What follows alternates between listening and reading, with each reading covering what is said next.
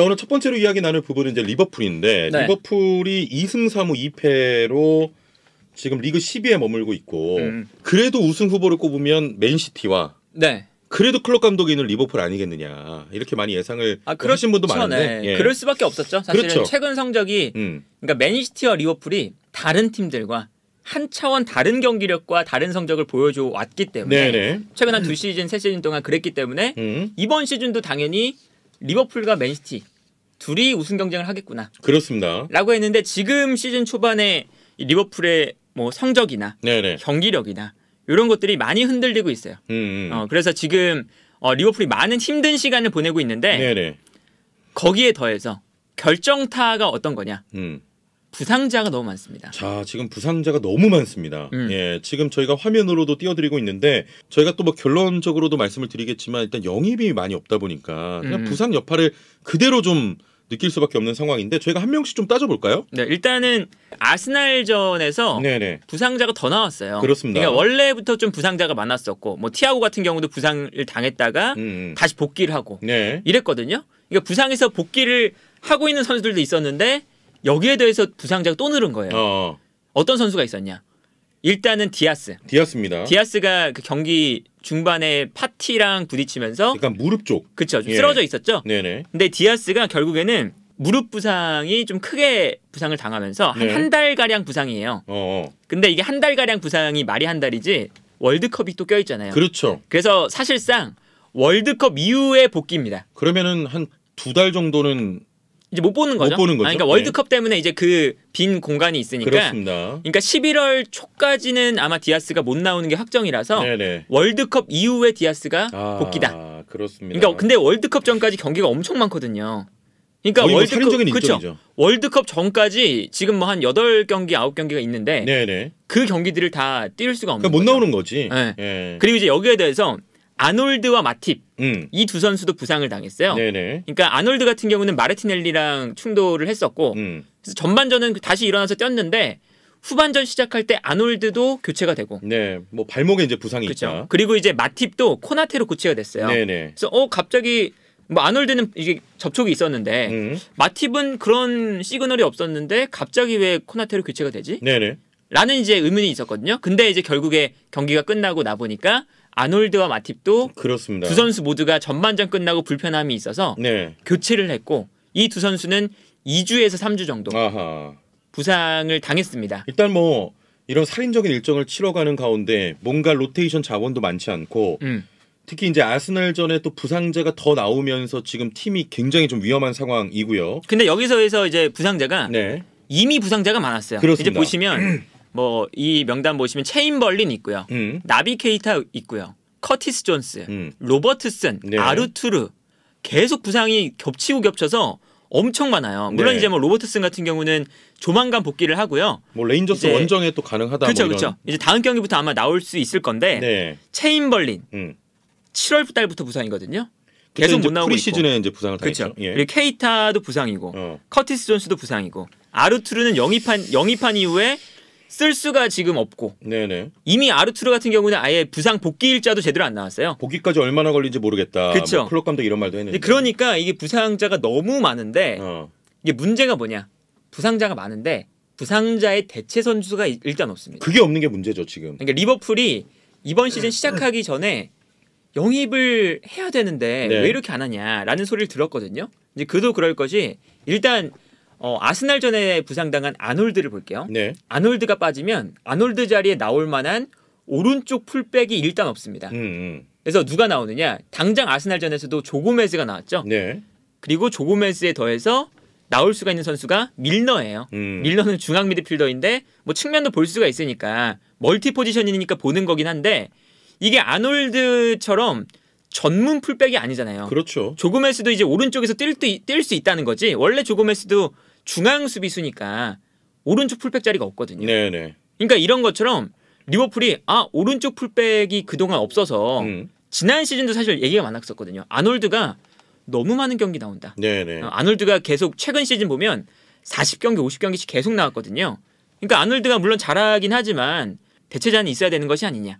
이런 이제 이야기들이 있었는데 계속 이게 반복되다가 결국 아놀드가 부상당하니까 나올 선수가 없어요. 그렇습니다. 이 문제가 있는 거고 네네. 미드필더도 마찬가지입니다. 일단 미드필더는 숫자만 보면 많아요. 뭐 케이타, 체인벌린, 밀너, 티아고, 파비뉴, 핸더슨, 엘리엇, 커티스 존스, 아르투르, 카르발류. 네네. 꽤나 많아요. 근데 여기서 뭐 케이타, 체인벌린, 커티스 존스, 아르투르는 이미 부상자 명단에 올라가 있죠. 그리고 밀너, 엘리엇, 그리고 파비오 카르발류. 이런 선수들은 사실 주전으로 뛰기에는 우승 경쟁을 이제 하는 팀 입장으로서 주전 경쟁을 하기엔 좀 아쉬운 선수들이거든요. 그러니까 사실상 주전보다는 좀 백업 자원에 가까운 선수들이고 그럼 사실상 주전 자원으로 남는 선수는 티아고, 파비뉴, 네. 핸더슨 요 세 선수예요. 근데 이것도 말이 많았었거든요. 이 여름 이적 시장에서 뭐 티아고, 파비뉴, 핸더슨 잘하는 거 알겠는데 주전 자원이 3명밖에 없는 건 너무하지 않느냐. 그렇죠. 미드필더 3명 쓰면서. 예. 그러니까 영입을 해야 된다. 라고 했는데 영입을 또 안 했죠. 파비오 카리발류 제외하거든. 주전급 자원들을. 그러니까 결국에는 이 세 선수의 폼이 별로면 대체할 선수가 없는 거예요. 네네. 그러니까 실제로 이번 시즌에 지금 핸더슨 폼 안 좋죠. 파비뉴 폼 안 좋죠. 티아고도 지금 부상을 당했다가 최근에 복귀했죠. 이러다 보니까 이 미드필더 라인에 누구 한 명이라도 좀 부진하면 혹은 부상을 당하면 대체가 안 됩니다. 그렇습니다. 네. 그동안 이제 그 어떤 리버풀의 주전 선수들이 계속 좀 뭐랄까요, 꾸준히 출전을 했잖아요. 그러면서 특히 이번 시즌 같은 경우는 너무나 빠듯한 일정 속에 있는데 네. 그게 이제 로테이션이 안 되다 보니까 지금 어떻게 보면 참사라고 말할 수 있을 정도의 지금 상황이고 그리고 이 어떤 선발 라인업의 평균 연령도 굉장히 좀 문제가. 그러니까 선발 라인업 연령은 왜 이야기가 나오냐면 네네.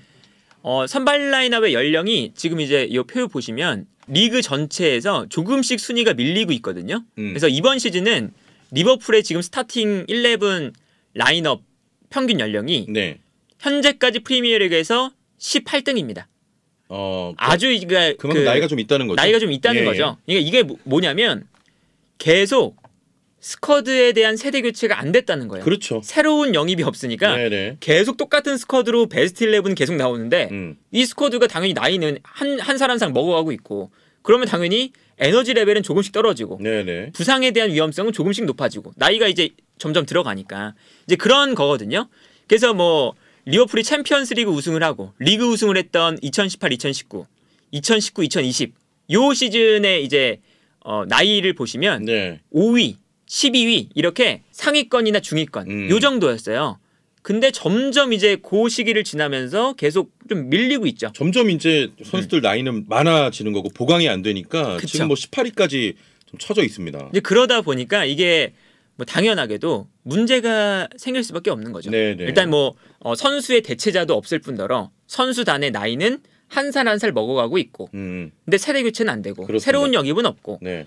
이게 이제 누적되다 보니까 이번 시즌에 이 문제가 네. 시즌 초반이긴 하지만 시즌 초반에 이 문제가 너무나 크게 드러나고 있는 상황입니다. 지금 뭐 일단 스쿼드의 노쇠화와 더불어서 그러다 보니까 이제 부상도 나오고 있는 상황이고요. 그러면은 결국엔 리버풀이 이 위기를 좀 타개할 수 있는 방법은 영입.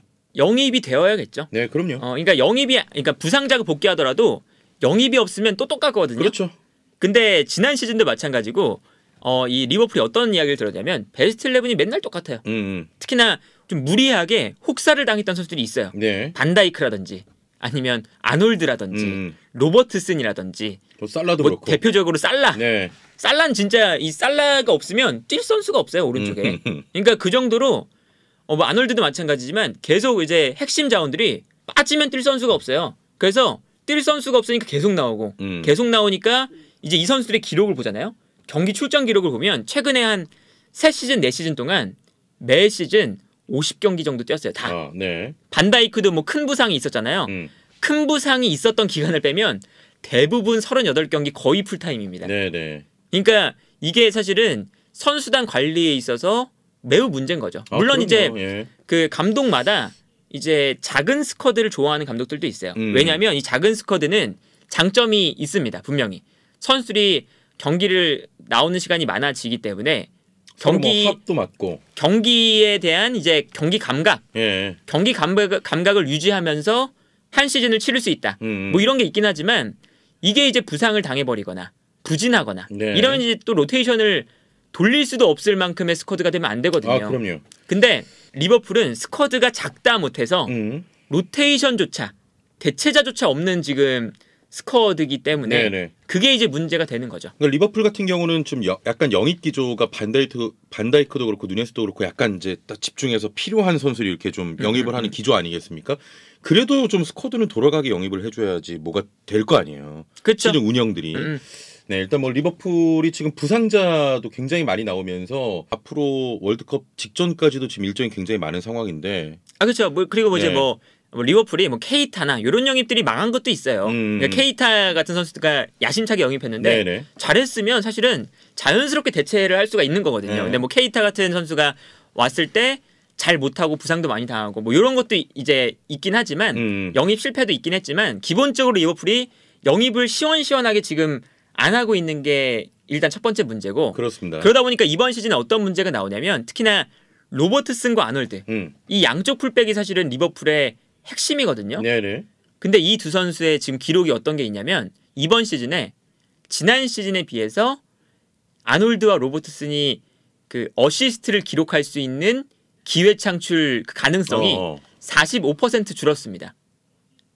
많이 줄었네요. 그러니까 이 두 선수가 실제로 지금 이번 시즌에 평소 한 2시즌, 3시즌 전에 보여줬던 폼하고 많이 떨어져 있어요. 네네. 근데 많이 떨어진 이유가 너무 많은 경기를 나온 거예요. 그러니까 지금 아놀드도 뭐 최근에 나오는 게 수비 왜 이렇게 안 하냐. 수비가 너무 구멍이다. 뭐 이런 평가도 받고 사실은 평소보다 이제 플레이메이킹 하거나 킥 감각이나 이런 것들이 네네. 완벽하지 않다. 이런 이제 이야기가 나오는 이유도 너무 많은 경기를 나오니까. 건너뛰니까 힘들지. 그렇죠. 선수 입장에서도 이거는 선수의 베스트 컨디션을 보여줄 수가 없을 정도로 네네. 너무 많은 경기를 출장하고 있는 게 아니냐. 그렇습니다. 라는 생각이 들고요. 네. 이제 그런 문제가 결국에는 뭐 클롭 감독 입장에서도 답답한 게 있죠. 네. 구단이 어쨌든 서포트를 해주는 게 구단이 서포트를 해줄 수 있는 건 영입인 건데 그렇죠. 그 영입이 제대로 이루어지지 않고 있고 하기 때문에 이제 클롭에게도 사실은 어느 정도 이게 그 부진한 성적에 대한 그런 방어막이 좀 있습니다. 네네. 그래서 뭐 현지 매체에서 분석하거나 이럴 때도 클롭 감독이 이렇게 어려움을 겪고 있는 가장 중요한 요인 중에 하나는 구단의 서포터가 너무 없다. 네네. 그런 이제 이야기가 분명히 나오거든요. 그러니까 리버풀은 이제 일단 여름 이적 시장 끝났고 겨울 이적 시장에 보강해야 됩니다. 보강이 어느 정도 이루어져야 될 것 같다. 네네. 그러니까 이거는 이제 그 결국에 전반기는 이미 좀 흐름이 안 좋잖아요. 근데 여기서 어쨌든 후반기가 됐을 때 리버풀이 다시 반등을 좀 해서 올라가려면 네네. 일단 부상자들의 복귀도 중요하지만 선수의 영입도 분명히 그렇습니다. 필요한 게 있다. 지금 선수 보강이 결국 리버풀의 어떤 이제 후반기 성적과 이제 직결될 것 같고요. 그렇죠. 일단은 빠르게 좀 부상자들도 돌아오는 게 중요하겠습니다. 그렇죠. 그러니까 뭐 요건 이제 그런 것도 있어요. 사실은 월드컵이 있는 시즌이다 보니까 네네. 너무 이제 일정이 빡빡해서 그게 선수들의 더 힘들겠죠. 그렇죠. 리버풀 입장에서는. 그러니까 리버풀은 영입도 없는데 그러니까 평소에 영입도 없었고 네네. 원래 스쿼드가 좀 작은 스쿼드를 추가하고 있었는데 일종의 살인적이니까. 그렇죠. 일정은 살인적이고. 네. 근데 다른 팀들 보시면 뭐 아스날이나 저 맨시티나 토트넘 이런 팀들은 뭐 지금 더블 스쿼드고. 상위권에 있는 팀들 보시면 다 더블 스쿼드거든요. 네네. 그러니까 스쿼드를 더블 스쿼드로 구축했던 이유가 월드컵이 있기 때문에 일정이 빡빡하니까. 그렇습니다. 뭐 그런 이제 그런 것들이 있었는데 그런 게 좀 안 되니까 리버풀이 어려움을 겪는 것도 있다. 네. 자, 리버풀 관련된 이야기는 여기까지 좀 해보도록 하겠습니다.